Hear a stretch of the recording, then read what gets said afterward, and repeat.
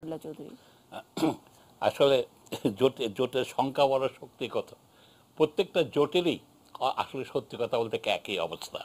আমরা যদি সবচেয়ে বড় ক্ষমতাসীন জোটটাকেই দেখি, সেখানে আওয়ামী লীগকে যদি 10 ধরি আর বাকি সম্পূর্ণ 13 দলের, ওটাকে শূন্য দেব না 0.5 দেব, এই জাতীয় একটা। ঠিক বিএনপির বেলাতেও এটা তাদেরকে যদি 10 দিতে হয়, তাদের শূন্য দেওয়া যেতে পারে অথবা 0.5 ধরে দিতে পারি।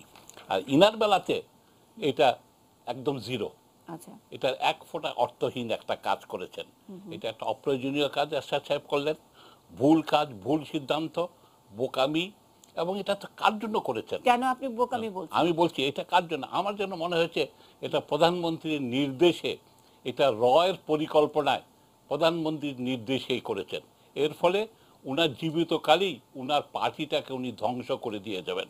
উনার আয়ুকাল কি আছে, অথচ উনি বুদ্ধিমান মানুষ। আমি বলি দেশের আপনি জন্য। এখন বলছেন বুদ্ধিমান, আবার না বলছেন না, উনি অতি বুদ্ধিমান, চালাক, অনেক কিছুই তো তার না তা না, ওই বিরোধী জন্য যাচ্ছে, বলে জি। বুঝে বলে উনি কিন্তু আসলে খুবই উনার একটা দেশের জন্য উনি ভালো চিন্তা করেন। আমি দীর্ঘকাল ধরে উনাকে দেখেছি, চিনি।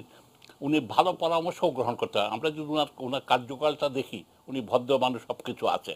কিন্তু ওই যে বললাম, এখন উনার মনে এমন ভীতি আর ইর কারণে উনি অত্যন্ত এই ভুল খেলা খেলছেন। আচ্ছা, এবং এইটা করছেন, আমার ধারণা এটা প্রধানমন্ত্রীর নির্দেশে করছেন।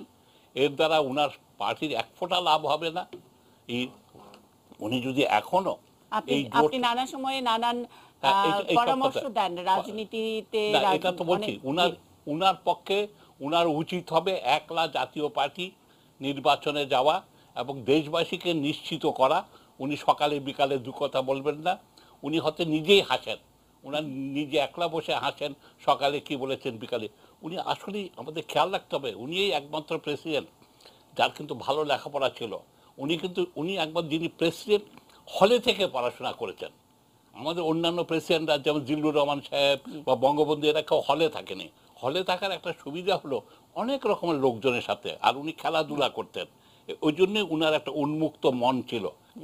কিন্তু দুর্ভাগ্যবশত উনি অত্যন্ত ভুল কাজে যাচ্ছেন এবং এটা করে উনি একটা দেশে উনার ক্ষতি করছেন। মানে দেশের ক্ষতি হচ্ছে না কিন্তু। আমি একটু জানতে চাই, এই এরকম হঠাৎ করে এই সময় একটা বিশাল সংখ্যা, বড় একটা সংখ্যা নিয়ে বড় একটা জোটের যে প্রস্তাবটা দিলেন, অন্য কোনো দল মানে এই সময় তো অন্য রাজনীতি, একটু আগে আমি আপনাকে জিজ্ঞেস করেছি যে একটা কেমন জানি নির্বাচনী হাওয়া কোথাও যেন বইতে শুরু করেছে।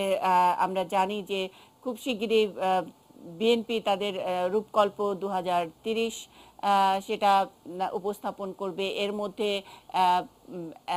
51টি মানে 51টি কমিটি করা হয়েছে। তার দলীয় কর্মসূচি আরো গ্রাসরুট লেভেলে ছড়িয়ে দেবার কথা বলা হয়েছে। আপনি যেহেতু রাজনৈতিক নানান দিকে পরামর্শ দেন, এরকম কোনো জোট করার পরামর্শ দিবেন অন্য কোনো দলকে আর একটু ম্যাচিউর ভঙ্গিতে?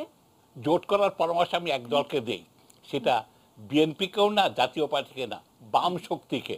আচ্ছা, বাম শক্তি এবং বাইরে যারা আছে, দুর্ভাগ্যবশত যাদের জোট করা উচিত তারা জোট করে না। আচ্ছা, তারা একলা মানে চলতে চায়, আচ্ছা, তাতে রাজনীতির ক্ষেত্রে কোনো মানে অবদান রাখতে পারছে বাম না। শক্তির ব্যাপারে তো নানা রকমের গল্পই প্রচলিত আছে। মানে দুজন থাকলে তিনটি দল হয়, সেটি তো সেখানে আপনি জোট করার না, কি? সেই জন্য এখানে একমাত্র বাম শক্তিরা যারা আছে তারা, তারপরে মান্না, আমাদের বুদ্ধদেব চৌধুরী, কামাল সাহেব, আচ্ছা, কামাল হোসেন, কাদিস্তি, এরা যদি একটা জোট করতো তবে টেনজিবল কিছু হতো। বাকি সব জোট অর্থহীন। আচ্ছা, মানে অন্যদের কোনো আপনি যাদের কথা বললেন তাদেরকে নিয়ে কি ভোট কাটার, মানে ওই জোটে ভোট কাটার সামর্থ্য কে রাখে? না, বর্তমান এইটা আমি বর্তমান যাদেরকে করলাম। বাস্তবতায়, বর্তমান যে ভোটের রাজনীতি, মানুষের নানা রকমের সমীকরণ, হিসেব নিকেশ, সেখানে এখানে আমি বলি, এই আমি যাদের কথা বললাম, জি, যেই বাসদ, সিপিবি, মান্দার পার্টির নাগরিক ঐক্য, কামাল সাহেব, কাদের সিদ্দিকী, রব, এরা যদি করতো লোকে একটা আশা সৃষ্টি হতো।